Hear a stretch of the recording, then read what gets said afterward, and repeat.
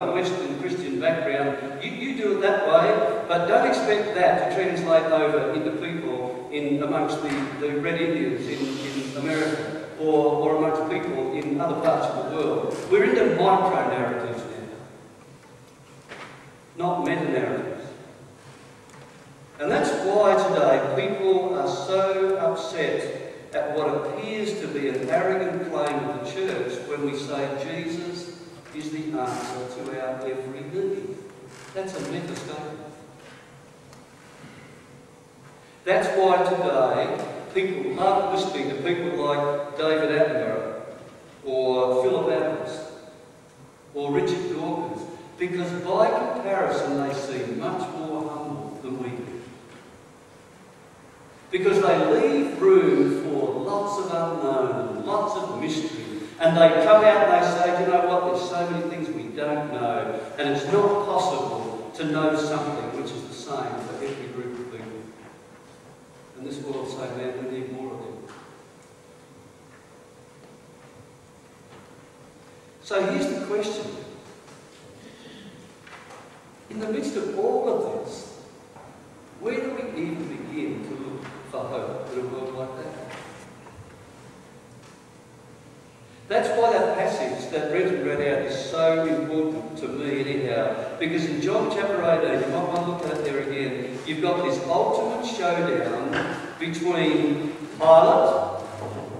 By the way, what was Pilate's official title? He was Roman governor.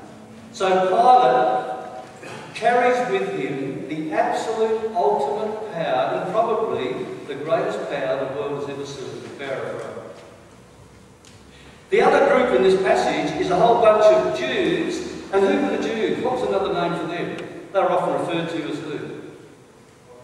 God's people. So here you've got the power of Rome, and you've got God's people, and in the middle of this you've got this carpenter's son from Nazareth. And you've got God's people coming to the ultimate authority in Rome and saying, you have to deal with Jesus. Bit of an overkill, what we thought. But that's the scene. And so Pilate doesn't know what's going on. And in verse 33, have a look at it there, he says to Jesus, are you the king of the Jews? And by the way, that is the most important question that we will ever be asked. Is Jesus the king? Do you know that is the one question that stands between our world becoming completely secularised? Because Jesus still stands in the way. And people like you stand in the way of it because you believe that Jesus is the king. Anyhow, Pilate comes to Jesus and says, are you king? And Jesus doesn't get into that question. And in verse 37, so we read that out again, Pilate says, you are a king then, and Jesus said, you are right in saying I am a king. In fact, for this reason I was born, and for this I came into the world to testify to the truth. Everyone on the side of truth listens to me. And then comes Pilate's second question, and he says to Jesus, what is truth? Just let me stop for a moment. I had a postmodern conversation with Maddie during the week. Maddie's my 10-year-old grandmother. We were playing handball out here in the driveway one night. And she hit a couple of balls that were out. And being a good grandpa, I didn't call them out. And we were just about to play the next shot, and she says, Pa, those last two shots of mine have been out. I said, that's okay. I said, I'm just being calm. And the next ball she hit out, and I didn't call it out. And she said, Pa, that was out too. And then she stopped and said, you know what, I can't believe I'm being so honest. She said, can you give me a couple of points for that? And I thought, that is a classic postmodern conversation. It's like you can fail but still get the points for it. You can have a win-win. Everything today is about win-win. That's why today we don't have any judgment about right and wrong. It's all about win-win. We stop telling people that's right and that's wrong, because even if we do the wrong thing, we want to be rewarded for it. Everything in the end is about pragmatism. in the end is it good for me? And will I get rewarded for it? So Pilate says to Jesus, what is truth? Now, do you know the only truth that Pilate knew? Was the truth of Rome. And if you disobey the truth of Rome, you know where you finished up? On a cross. And behind all of this, here's Pilate saying to Jesus, don't you know the power that I have? You realise where you could finish up? And he's aware of it. So he goes back out to the Jewish people and he says to them, you know what? I can't bring myself to crucify this man. And look over in chapter 19 and verse 15 to see what it says. This is the Jewish people, and they say, we have no friend but Caesar. In other words, judge Jesus under the authority of Caesar, because he is our friend. We don't have any other king except Caesar. And you know what? In that one statement, the Jewish people wiped out 2,000 years of spiritual history. And if you wonder why I get so passionate about this, the church is on the verge of wiping out 2,000 years of New Testament history if we don't recover what it means to know Jesus Christ as King.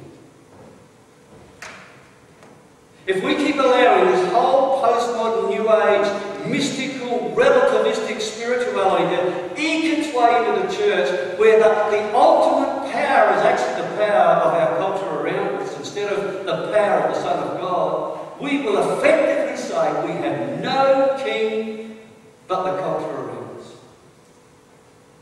And we're on the verge of that. And we need to understand that. Look, I need to ask you a question. What is the modern day Caesar? Who's setting the rules today? Who's sorting out what is right and wrong? Tell me, where is our authority vested these days? Where? Media? Where else? United Nations. Self? I know who said that. Self?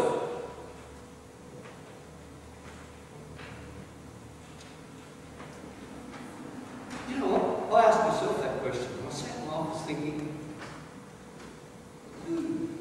who is Caesar? Who can I blame? You know, these days, we blame everybody. We blame the government. Do I blame my grade 1 teacher? Do I blame my mum because she potty trained me too early? Who's responsible for establishing the moral, social, cultural norms of this day? Do you know why it's so hard to answer that? Because nobody is. And everybody is. That is such a difficult thing. And I maintain that the search for hope in a postmodern world is still this fundamental search for a king. Who's going to be king? You? The media? The United Nations? The chasers? You know, the great sticking point for a postmodern culture is that, practically speaking, the only truth in our culture is that there's no truth, except what I declare to be truth. And we're all imprisoned behind these unbreakable walls of subjective reality. You know, there's an interesting thing happening at the moment that I think the great cry of a postmodern culture is summed up in the word tolerance. Do you think that'd be right? But here's the funny thing. People don't often ask the question, what does a postmodern culture mean when it says we need to be tolerant? You see, if it means that I've got to live in the same neighbourhood as somebody who disagrees with me, and I don't go out and kill them because they disagree with me, then I'm all for tolerance. But that's not what our postmodern world means by tolerance. Our postmodern world means compromise, not tolerance.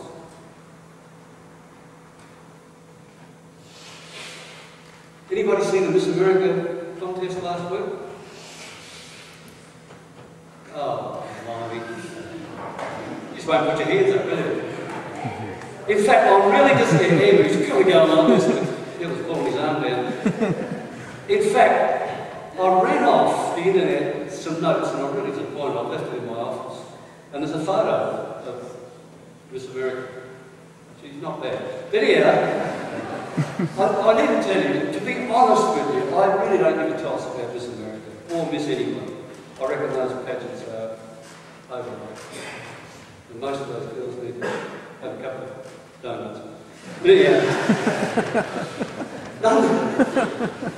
nonetheless, do you know what's interesting? That Miss California came out and she was favoured with